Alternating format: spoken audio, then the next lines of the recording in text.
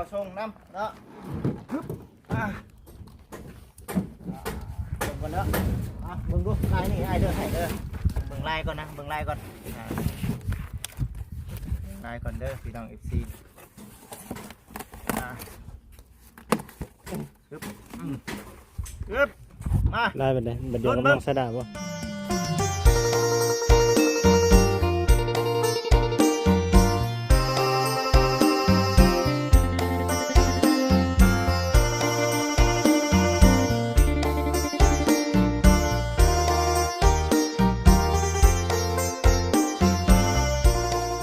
ฮ้อน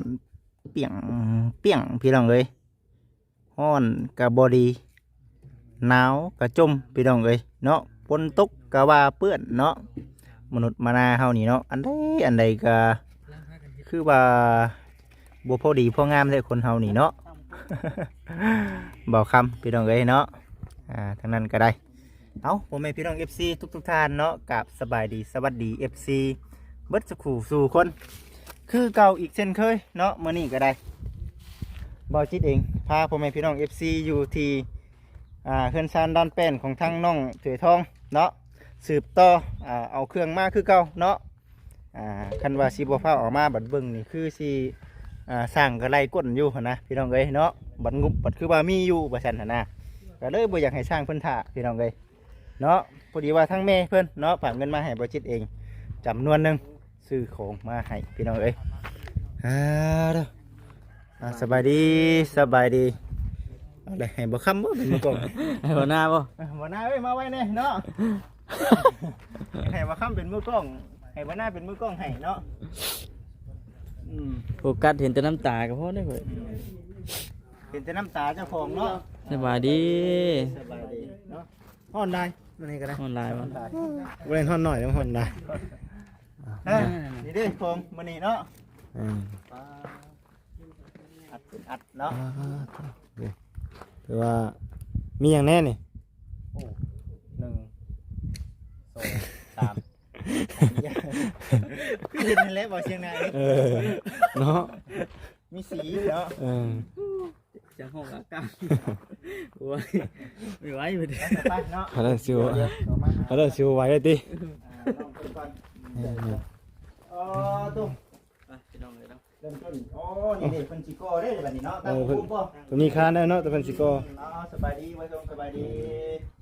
น้องสีทองสบายดีเด้อสบายดีกำลังสีตั้งเนาะตั้งไว้นี่เลยป่ะถ่ายเด้อ ผมมีคานอยู่เนาะ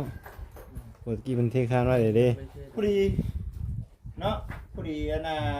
มวยมื้อนี้กับมื้ออื่นเนาะเป็นสิเทคานเอ็นนี่บนตั้งบล็อกแก้วเนาะบนตั้งบล็อกแก้วเด้อเป็นไงเป็นไงเด้อ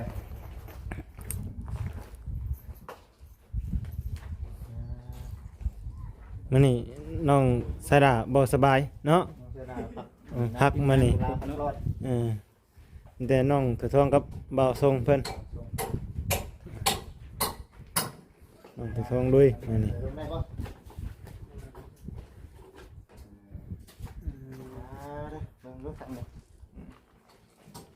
มันนี่จะตั้งไงเนาะมันนี่เนาะ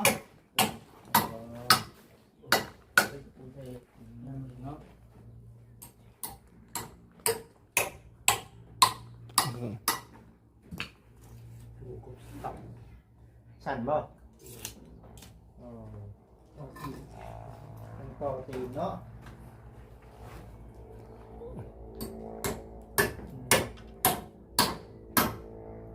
เพื่อเนาะเพื่อเอาเทเนาะเอาเทเพื่อเอาปลูกกะโลในอนาคต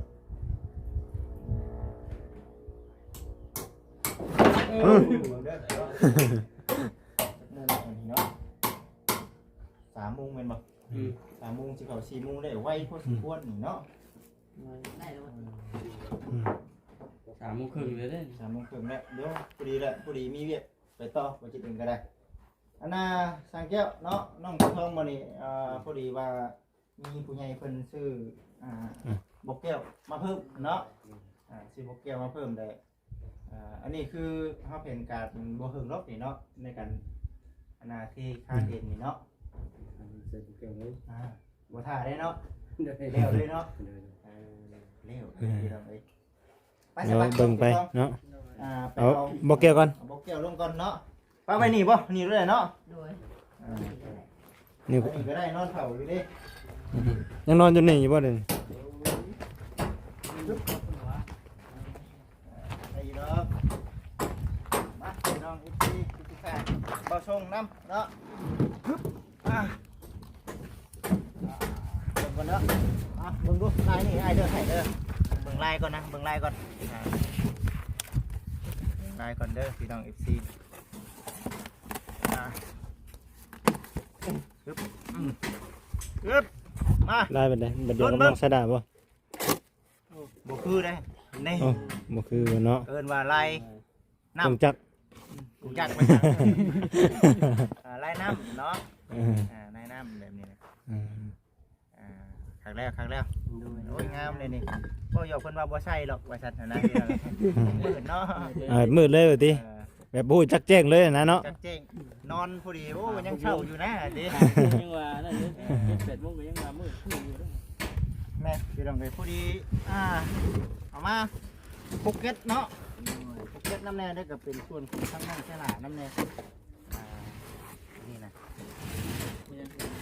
ลูกเลาะเนาะกินลูกเลาะเพิ่นได้ว่าน้องหอมบ่ได้ถ่ายหยังหรือว่ามีแต่ตัวนี้ในชื่อเด้ออันนี้เนาะ 3เก็ตบ่ของน้องถ้วย แม่นเบิดละว่า เงินเบิดได้บ่สินะเอ้ยภูเก็ตได้บ่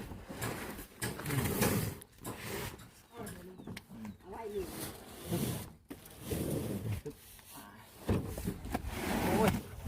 เป็นของพี่น้องเอ้ยชื่อที่เป็นเรื่องเป็นชานเนาะ มันง่ายเนาะ เป็นไงธรรมดาก ะโลนั่นเองแม่นบ่ นี่ของพระเอกดาวเป็นของน้องดาวพี่น้องเอ้ยบอกขออนุญาตนำยกเพกในช่องและพี่น้องเอ้ยบอกฉันได้บอกเลยกันFCเพิ่น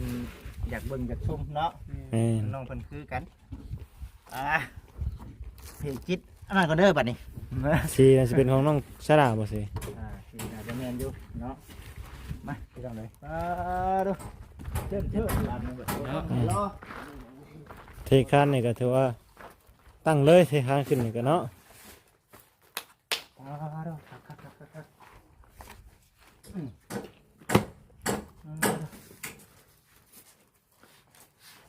คือในเรื่องเล็กเรื่องหลาเขานี่กล้าว่าพ่ออยู่บ่ จะถามทั้งพ่อ ชงอยู่ดอกเนาะคือยังหลายเส้นอยู่เดิในของเขาเบิดละบาดตัวนี้บอกแก้วเขาเอามาครบแล้วพี่น้องเนาะ6 แก๊สนับแล้วนี่เนาะช่องหนึงเขาใส่เท่าไหร่วะ 4 ช่องหนึงเขาใส่4เนาะ โดย การวางดิเอาออกมาเบิ่งแล้วเนาะอันหนึ่งเนาะอันหนึ่ง วางไว้ได้ตั้งแบบ เทพไปบ่ เดียมกันบ่ตั้งเดียมกันบ่ตั้งตรงตั้งเดียมเพื่อน เอาได้ปะบ่ได้แล้วบาทนี่เนาะบึ้งเนาะผสมขึ้นอย่างขึ้นค่าใช่ นี่ เอานี่เป็นปะ โดย ไม่ได้เอาบ่เลย อยู่เลยติ เอาแบบนี้เนาะแบบนี้เนาะแบบนี้กันโอเคก็งามอีกกันเนาะตัวนี้กัน โดย เป็นบกแก้วเนาะนี่จะใช้พี่น้องเลยคือว่าสุดยอดเนาะงามคักแล้วพี่น้องเลยมีแต่อันนี้ไปแก้เอาเองทั้งร้านเพิ่นบ่สะดวกทางด้านเพิ่นบอกว่าไปทางนั้นแน่ทางนี้แน่ หลายทางไปเนาะ หลายทางไป อืม แล้วไปแก้วอีกเลยเนาะเอาคือสีแนี่แน่น้องเลย เอา เนาะ เข้าไว้แบบนี้ มีแต่ พูดได้ละเนาะ หาไว้จนกลัวจะใส่เบิดเนาะ โดย กลัวจะใส่เบิดพี่น้องเลย จะกล้าว่าพอดีบ่บ่จิ ฮะ กล้าว่าพอดี สั่งแก้วเพิ่นได้ให้นี่เลยเนาะ เก็ตหนึงมีจักอันเก็ตหนึงมี6อันเนาะ มันมี6 อันเนาะเนาะแม่นเนาะ แม่ 2 4 6เด้ อืม มี6 อันแล้วได้พี่น้องเด้อเนาะ นี่ แล้วก่อแล้วหมดเลยปูนเฮานี่ก็โอ้ยจังว่ากันเนาะตัวนี้เนาะ โดย อืมเรื่องก่อขึ้นฮอดใส่นี่ก็จังว่ากันแต่ว่า จากที่เฮาได้เห็นอยู่ปัจจุบันนี่น่ะทรงอยู่เนาะทรงสิอัดเบิดอยู่บ่ได้รอหยังเลย โดย ตะกี้ทางร้านเพิ่นโทรมาบอกว่าเพิ่นบ่ว่างสิมา โดย คิดไว้อยู่ว่ามื้อใหม่ก่อนบ่แต่ว่าเดี๋ยวสิให้ทางร้านเพิ่นมาส่งแล้วก็เลยคิดว่าย่านมันเวียกมันหลายทางเนาะ โดย ยันว่าเพื่อทั้งง่ายมายันทั้งน้องๆรอถ่านะ โดย ก็เลยว่า มานี่ได้ซะติ เอามาเมื่อนี้เลยไปเกี่ยวเองเลย โอ้ โดย เลยว่าเอามาให้ก่อนสมกับทางแม่เราจากเบิ้งเนาะท่านเก่าท่านเดิมเบิ้งนี่แหละเนาะเป็นบล็อกแก้วแม่เราบอกว่าเอาไปซื้อให้ทั้งน้องๆสาเด้อลูกเด้อเพราะฉะนั้นก็ยันสร้างเป็นอนาถาเนาะยันสร้างเป็นถาไปมามันสิบ่ได้ชาน้ำหยังได้บ่ซั่นชาน้ำถาโคงได้บ่ซั่นเด้อเนาะเดี๋ยว เดี๋ยวมาอื่นมันได้เทคานมาเนาะ โดยมือสิลงมาที่ทางเลย อืม สมมุติว่าเทขั้นตอนเช้าตอนแรงเขาแกะหรือว่าตอนเที่ยงนี่มันสิแข็งว่าตอนเที่ยง บางทีก็บ่แข็ง ในเรื่องผมเป็นไปได้นี่เทนี่มือตัวมือหรือบ่ โดย เดี๋ยวมันแข่งคักมือต่อมือได้เนาะ มือตัวมือจัง แกะ อันน่ะแกะแล้วก็ขึ้นลิกเนาะ โดยพอเฮาแก้เฮาสิได้ติดบ่แก้วเลย อืม มันแข็งอันนี้มีหลายคันอยู่ มีหลายขั้นอยู่เนาะ อะไรก็มีถาเทคันไป มีขาสีคานไปเลย โดย มีแต่ว่าเมื่อนี้วันนี้ก็มีแต่ตั้งวงกบแล้วก็ขึ้นไปก่อนเนาะ โดย สังเกตเบิ้งพี่น้องเนาะมื้อนี้จงโป่งแบบนี้ได้บอกว่าสร้างเด้มามือนี่อัดบ่ได้มามือนี่เนาะ โดย มามืออัดไปเลยเอ้าบ่ซั่นบ่จิตคือแล้วไวแท้บ่ได้หาเนาะตรวจจ้าดแท้อันนี้ เห็นเมื่อวานนี่คือกงโป่งอยู่ติ เห็นเมื่อวานนี่กุ้งปุ้งกุ้งเป้งอยู่จันแต่ว่าในรูปลักษณะห้องนี่ยันแบบเดียวกันกับบ้านน้องเซลาเนาะ โดยคือกัน คือกันเด้อพี่น้อง FC คือว่าตัดแต่ห้องนี้แล้วก็จุไว้แต่ห้องทางกลางเป็นห้องตรงห้องโมเมนต์นั้นเนาะ โดย เป็นลักษณะตัวเอวพี่น้องเลย แต่ว่าห้องตัวนี้นะประตูอยู่ในเนาะ ตัวนี้อยู่ไหน โดย โอเคเห็นดีน้ำอยู่เนาะเห็นดีน้ำอยู่อยู่ในนี่มีแต่คุณและเอากันเดี๋ยวซีได้ถ่ายบรรยากาศให้กับ FC ได้เบิ่งได้ชมเมย์แล้วก็ถามอยู่ว่าอยู่ที่ไหนลูกว่าซั่นพอเบิดบ่ว่าซั่นพอเบิดได้แม่เอ้ยว่าซื้อมาเบิดทุกอย่างแล้วว่าซื้อมาเบิดทุกอย่างแล้วว่าซั่นเหมือนเด้อหัวไปได้บ่ เอา ขึ้นได้บ่ เก็บไว้กันเนาะพวกแก้วมันตกเด้อเนาะ เอาลง อืม โตตะบูก่อนบ่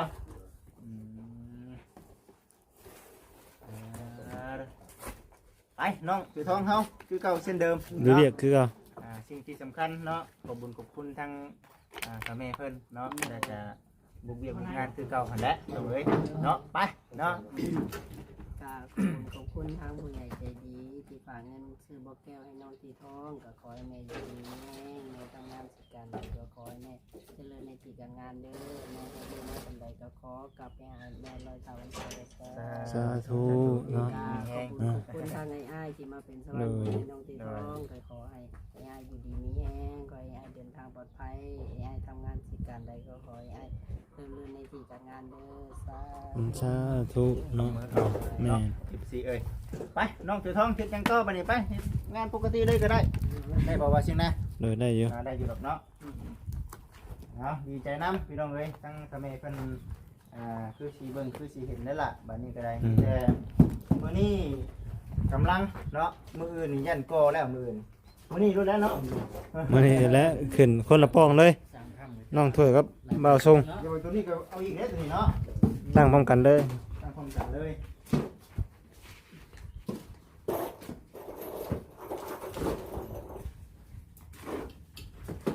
เนาะนี่นะข้านนี่เพื่อเอาตั้งแต่เกินมาบุ้งยืนเนาะตั้งแต่ข้านถึงขึ้นว่าไม่ใช่อยู่ประมาณจักเม็ดเผื่อตีเผื่ออย่างปกติมาเลย2 เมตร10บ่ประมาณ2 เมตร 10นี่สามารถตั้งไว้ร่มเนาะ อ่า ตั้งทรงเม็ดรูปเป็นมาเจ็ดเวลาใส่บ้านติด อื มันตัดบ้านสูงพวกเด็กๆมาเลยเลย ก็มากับมันสิอยู่ในประมาณจักเม็ด ไม่จะซื้อจะซื้อ นี่ได้2เม็ด10บ่สั่งแก้วหำนู้นแล้วบ่บ่ได้ตัดบ่ได้มันมาบ่ได้ใส่แบบนั้นเลยมัน เอาชมไปชิดเลยเพราะว่าได้มาตรฐานเขา อืม เวลาเทพื้นปุ๊บนาเกิดจะตัดบ้านตัดโบราณ เอาบ่ได้ก็เข้ามาบ่ได้จัดให้แบบนั้นเลยเนาะโอ้เห็นว่าเพื่อเห็นว่าเขียนนั่นเขียนนี่บ่มี เขียนมันก็สั่งคือโครงจอยเขียนออกได้หนึ่ง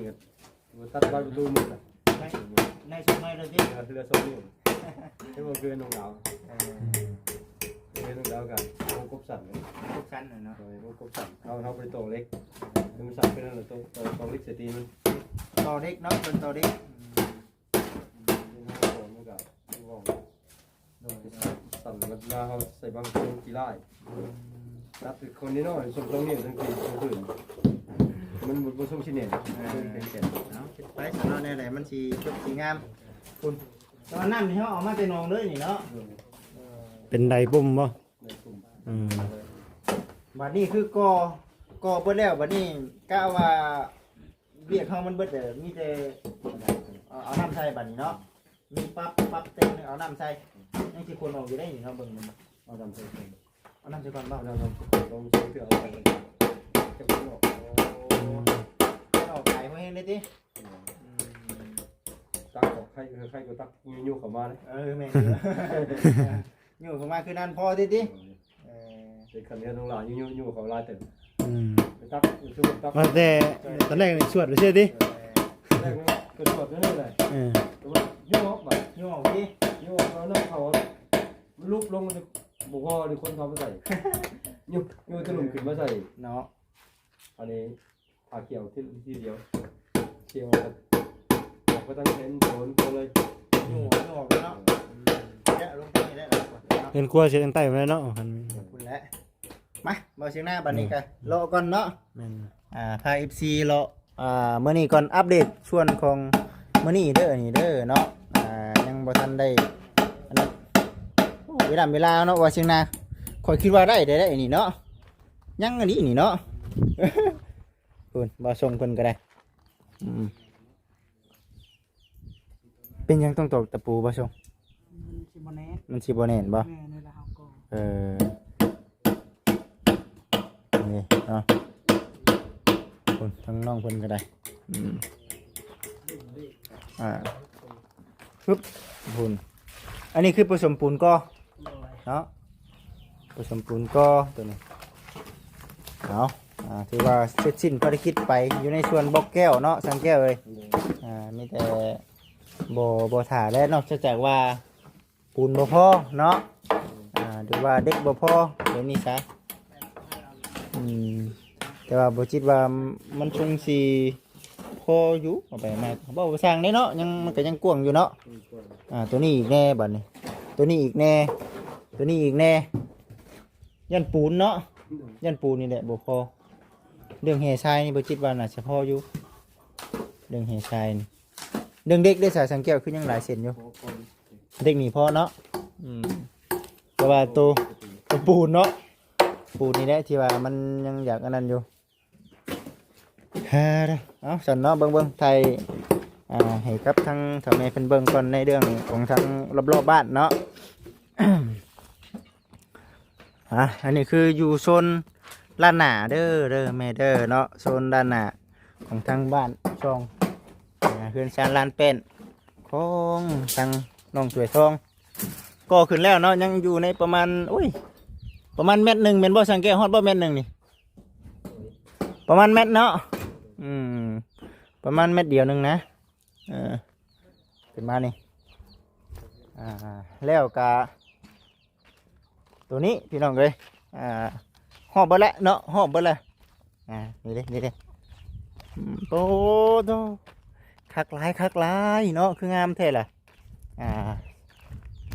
ดูดีเนาะงามหลายสิแท้เพิ่นว่านี่คือสิ่งที่ ผู้รักผู้ใหญ่เพิ่นมอบให้บ่งามบาดนี้สิงามบาดใดเนาะงามแท้งามบางามทั้งเฮือนทั้งซานงามทั้งจิตทั้งใจของทั้งพ่อแม่เพิ่น